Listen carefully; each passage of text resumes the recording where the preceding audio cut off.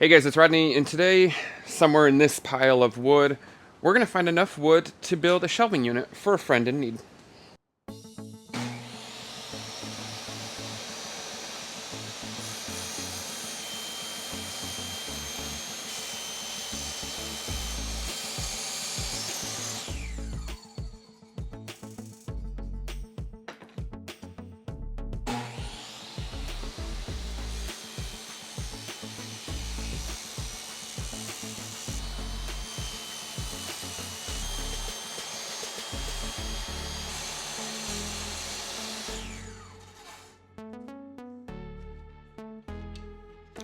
Just barely fits on the edge of this table, so cutting a piece in half is always a little sketchy. Alright, so now that we've got our 2-foot wide piece cut, we've got our shelves cut, what I'm going to do here is mark our height. So this shelving unit for a friend is going to fit in a very particular space in their house. So we are going to be at a specific height that allows us a certain amount of shelves. And what we're going to do is we're going to leave a little 3-inch kind of toe kick, if you will, at the bottom, start our first shelf, and then we're going to have exactly 12 inches in between our pieces. So it'll be 3 inches and then the 3/4 inch plywood, 12 inches, 3/4 inch plywood, 12 inches, 3/4 inch plywood, so on and so on, until we get to the top. And on the top, we're going to actually leave a 2-inch back to it because that'll give him a place, if he needs to secure it to the wall. He is a little bit worried about that in his space. So we might secure this to the wall, so we'll see how that goes. But what I've done is I've marked our full height, and to get our 5 shelves, including the bottom shelf, we are at 56 3/4 of an inch. So what we're doing is I'm going to use the Craig AccuCut here to cut my length, and then what we'll do is we'll mark out each of our shelves and where they're going to be, so that way we can get everything pre-drilled for assembly. I will say I do love it using that Craig AccuCut because, well, I mean, it's simple like you just saw, but most importantly, it makes it so easy. You just hook it up to your existing circular saw. I've got a DeWalt 20 volts circular saw. You clip on your base and you go. It's so easy. Alright, so now what I'm going to do is find what I did with my pencil. There it is. I constantly lose my pencil. Alright, so I'm going to mark exactly where everything's going to be, and then this is just going to be the back side for us. And why I'm marking this is because our shelves are going to come straight out. And so what I'm going to do is I'm going to pre-drill with a countersink bit through the back, because we're never going to see the back of this shelf. We'll use a little bit of wood glue and some screws. And that's how we'll anchor our shelves to this back piece. So because my cut with the circular saw is not quite as clean as the cut on my table saw, I'm going to leave that end as the top and leave this as the bottom. Obviously, we'll sand and we'll do some edge banding to this, but I'm going to start down here at the base. So our first gap is going to be 3 inches. So we've got 3 inches for our base. That's going to be kind of our little toe kick space, and we're going to do an interesting leg with a dowel situation.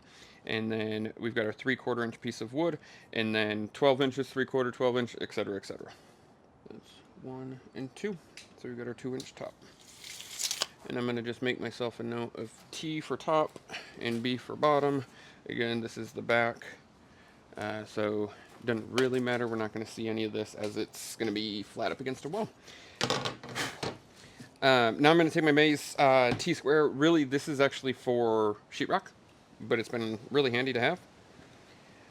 But I'm going to just draw out each of these lines. So basically drawing out a line where each of my shelves will be. 2 inches, 2 inches. And what I'm doing here is just double checking that that the lines I made were square. Because you don't want to later find out that your lines aren't perfectly lined up. Pretty good. So now what we're going to do is we're going to countersink some holes through these areas, because this is where our shelving is going to sit. And then what we're going to do is on each of our shelves, so on each of our shelves, since these guys will come off of the shelving unit like so, what he wants to do in the front is he's got some interesting furniture, so we're kind of matching that. We're going to use a dowel, and we're going to kind of go through the front edge of this shelf, and then we'll use either I'm thinking probably some small wood screws. Obviously we'll pre-drill in, screw that to the dowel, and then do our edge banding or edge treatments afterwards, and that'll hide that screw, of course. But that's kind of how I'm thinking I'll do it. We'll see how we end up doing that. But now we're gonna take our shelves and get our holes marked, so we've got the right offset left and right. And for that, we're gonna use our Craig marking tool. I gotta go get it. All right, our Craig marking tool is great for this because you can just set at whatever depth you're doing, lock that in place, and then what we'll do is go on each corner, and that'll give us a little X for our dead center for where our dowels are gonna go. Now, that being said, he's not sure what size it is, so we're kind of aiming for either an 1.5 or 1.75 dowel. We might do a 2-inch. So what I'm gonna do is just give us enough of an offset so where he's got still plenty of shelf space, and try to judge kind of what makes the most sense. So I'll probably mark these at an 1.5 for now. And then once we have more information as to what's gonna go there, we'll have a better idea of if this needs to change. But because this work is quick and easy to mark, so easy peasy. So we'll just go on each side until our lines cross.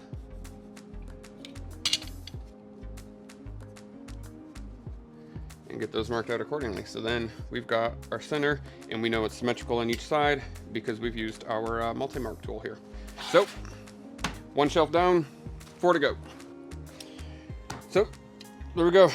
Again, the Craig multi-mark tool, super handy to have. It's also got a built-in level, which is super cool. You can also change it from a 90-degree marking to a 45 real quick and easy by just adjusting the dial here. But yeah, it's a pretty awesome tool. If you don't have one, very handy to have. Alright guys, so I forgot to film this part, but basically the lines we drew, I just used the countersink bit on the drill here, and I'm going to do about 5 screws per shelf. So I've just done, kind of got everything pre-drilled. And now what we're going to do is some light sanding. We want to sand the edges of our shelves as well as the edges of the back, and really all we're trying to do here is just prep for some edge banding. But all of our cuts, you know, they're a little bit jagged, and so you don't want to put your edge banding on that. You want to smooth those up first. So I'm going to just use, I think I've got 120 grit paper, so we'll just use the 120 grit just to get us off sand. I did almost forget, we still have to drill our holes for our dowels. So we will still have that to do, so a little bit of sanding around those, but I just want to start getting the edges prepped best I can.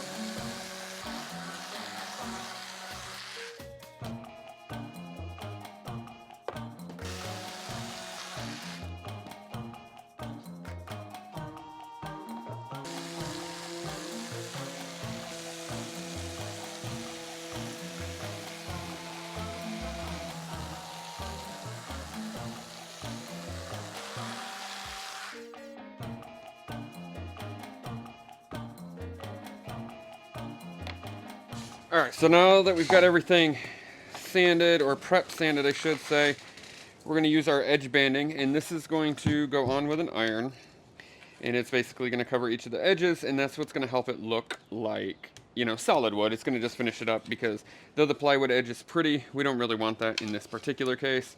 So we're going to go ahead and iron these guys on, and we're only going to do 3 sides, right? So we're going to do the face and the 2 sides, because the back is going to be up against, you know, perpendicular up against our backing, I guess I should say, for the shelf. So we're never going to see that edge, so it's going to, you know, sit flush like this. So we just need to do the 1, 2, 3 sides, and then what we'll do is we'll go through and we'll drill our holes for our dowel, do one more last sand at a 220 grit, get everything stained, and then start the full assembly. So a couple of tips when you're doing edge banding like this. You always want to cut it a little long if you've got a fresh roll like I'm working with. Some people are really good at it and they don't cut it like this prior, they just go right off the roll. I think that's awesome. I just cut this one too short, so a great example as to why you want to measure twice and cut once. I don't always do great with it on the roll because I feel like it slides around a little too much. So I prefer, especially on these like shorter sides, I prefer to just cut it a little long. So I've got a little excess. And then when you're ironing, let it hang off on both sides because you are heating glue. It's going to get soft and it's going to move around. So you do want to kind of be aware that the strip itself can kind of shift left and right. So I try to leave a little overhang on each side. So that way if it does kind of pull one direction or another, I've got more than enough. And then when you're using your iron, you do want to just go nice and slow. I mean, keep in mind you're heating the glue that is on the veneer here for the edge banding.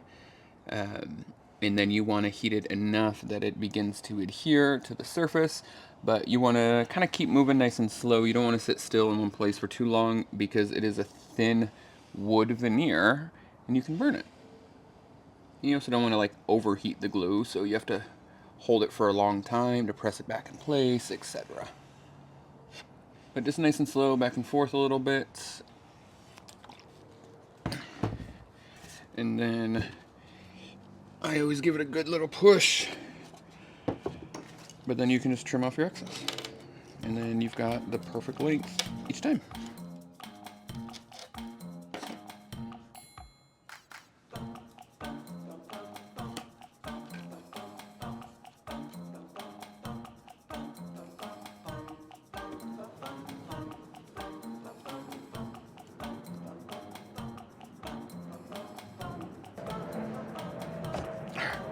So 1, 2, 3, 4, 5. So that's all 5 of our shelves. And then we're going to use the rest of the edge banding for the edges of our backing, which is going to be much longer sections. So we'll have to kind of rearrange our workstation here to make sure we can fit.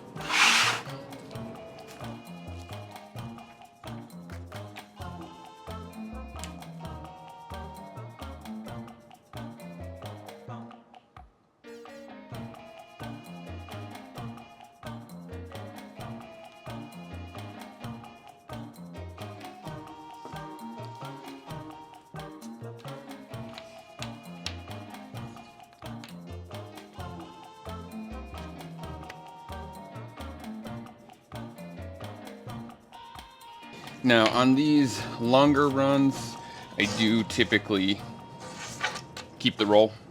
You don't have to, you can also cut them, but technically it is easier just keeping the roll together. But you will find your own method for sure. I am not the greatest at this, but I know how to get it done. So I just do my best. And here we are. Point in case. Also for these longer runs, 2 people makes it easier too. So go find a friend. Go make a friend. Yeah, so you can have a friend to help you do this. I mean, a dog's not going to help you do it. Well, how about your husband? Well, you could find one of those too. I wouldn't. I'd just go find a friend. I didn't say I found a friend. I said go find a friend. I would not tell anybody we are friends.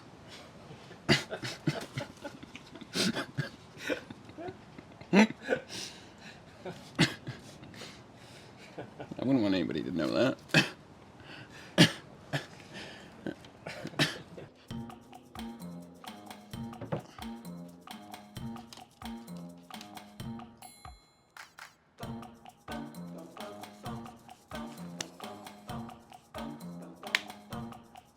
I have a mosquito I'm trying to kill. Mosquito you?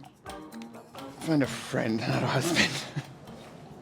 Alright, so now that all of our edge banding is on, it's always going to stick over just a little bit, so you can take a razor blade. They do make tools to trim this, but with a razor blade it's pretty simple as well. I'm planning on doing a little bit of sanding to soften all of these edges, so the razor blade, any kind of imperfections that the razor blade leaves behind won't be a big issue for me.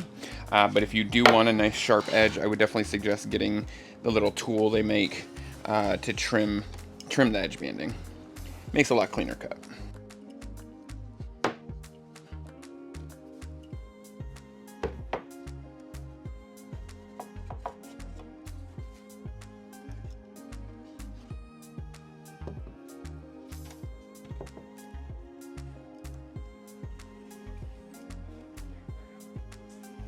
I didn't have a choice. Huh? Yeah, Goldie was about to break through the mesh.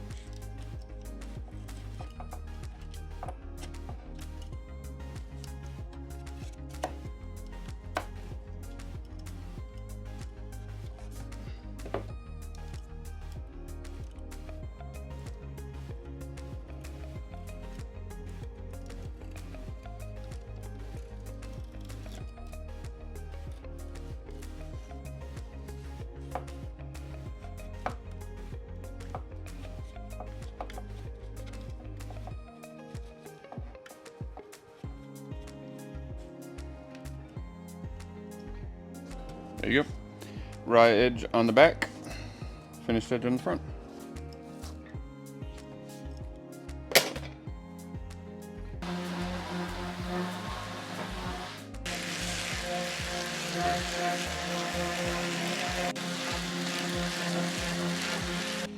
I was just doing some quick sanding on the edges. We did get our holes drilled for our dowels, which are going to act like our shelf supports. Jake forgot to film this, so that's his fault. Yeah. But now we're gonna do some assembly. So, if we recall, on our back piece earlier on, we marked where our shelves are gonna go, and we got our drilling done. I'm gonna sand this afterwards, after we get everything assembled. Mostly that way I get flat edges where I need flat edges, and I can kind of soften the rest. But everything is pre-drilled, so we're quite literally just gonna set this up, set each shelf, and get them drilled in.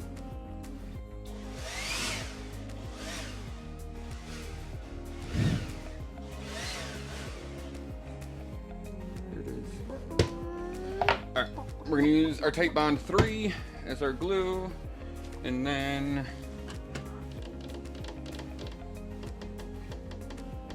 I don't know how to best do this right now. Can you better explain the problem you're Can you facing? take this and just set it up, and then we're gonna turn this 90 degrees. Let's figure out a way to brace all this together. All right, I think this is gonna be the best way to do this. We're gonna have to just kind of go one by one. Just not see the design, and I have no idea what we're doing. Can you kind of lift a little bit? Do you want it flush on the side, or just inside the... No, it should be pretty much flush.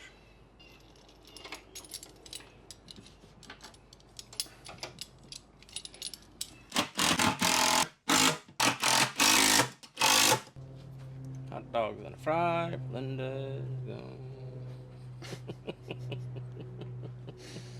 Not quite. Almost at it. 2 dogs, clam and a fry, pick it up to go, Linda. I'm gonna Texas hot from Rudy's real bad. A what? Texas hot. Oh man, so bad. Okay, we'll go to New York. Let's go right now. So I hear every time they go, "Purr," I hear, "Purr, what have you done?" So it's just random people, not anybody watching our videos. Look, I think I work with you as well as anybody else would. Yeah, it's easy to work with me. Me's not the one in question. Oh, okay.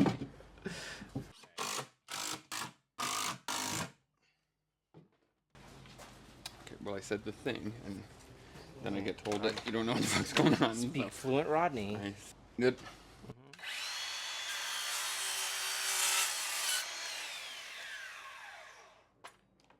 Oh, my shoulder hurt and stuff. And she goes, "You need some WD-40." Is that the right one? Huh? Is that the right one? What do you mean? Is that side? Well, they're same length.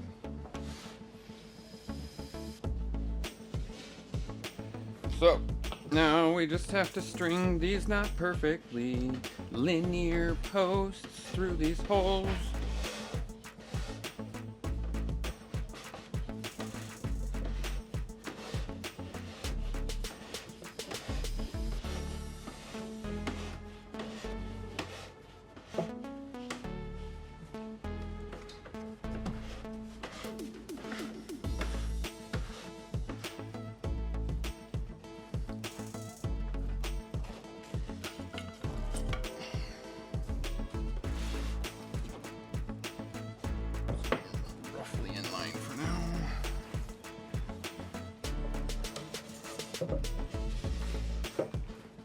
That one went much smoother. Well, this one's the straighter of the two. Like, you can watch it on these holes. You just have to keep twisting it until it's back straight again. See, you just twist it and it lines back up. I guess that's the benefit of... Alright, so that is the general concept of our shelf. Good? Alright, take two.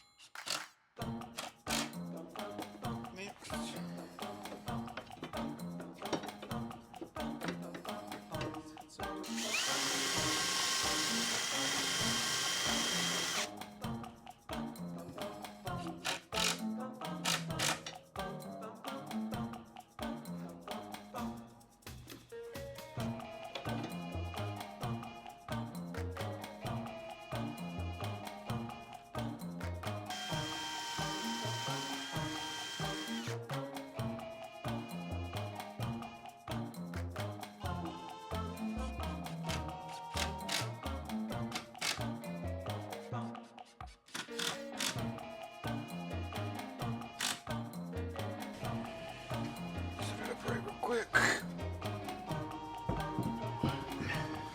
Cool.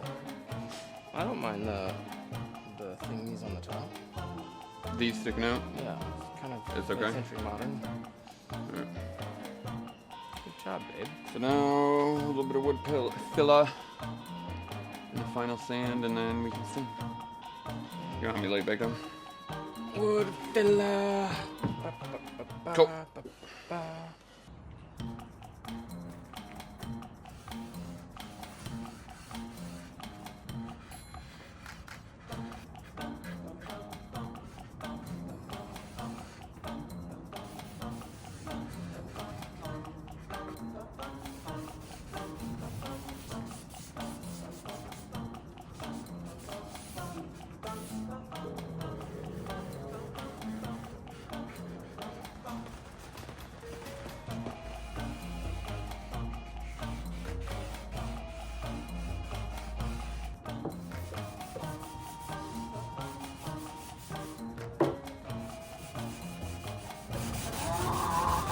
What honeys?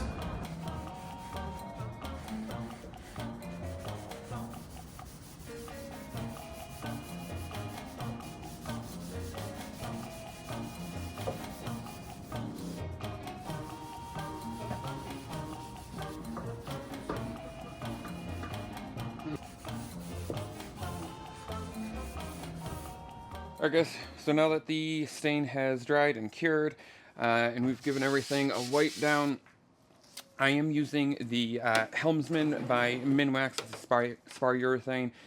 Really great because it's got the sunlight and water protection.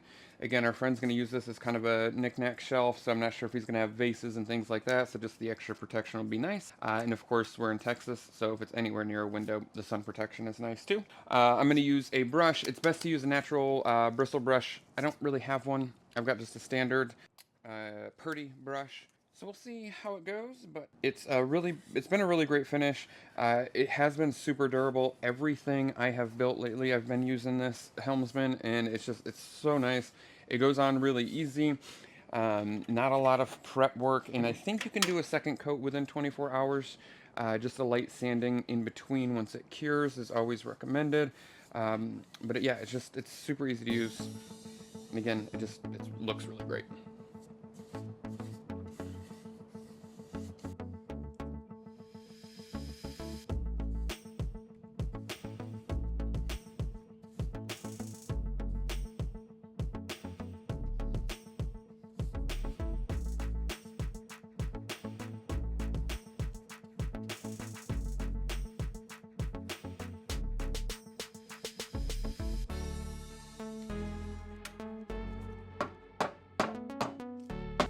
All right, so there we have it. First coat done. I am realizing that there's kind of some roughness here and there with the finish. So what I'm gonna do is let this fully dry and cure, and then take like a 220 or 320 grit and just do a light hand sanding, and then come through with one more coat. But that's pretty much it. Looks pretty cool. Feeling some mid-century vibes from it, so I'm pretty stoked about that. I really like how the urethane really gives that you know, like that richness, kind of brings out the color.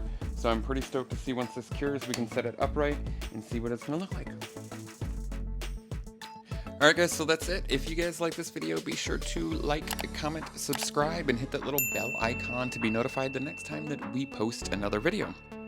And as always, we want to give a huge shout out to all of our members. If you're not already a member and you're interested in supporting the channel, be sure to check the link in the description below.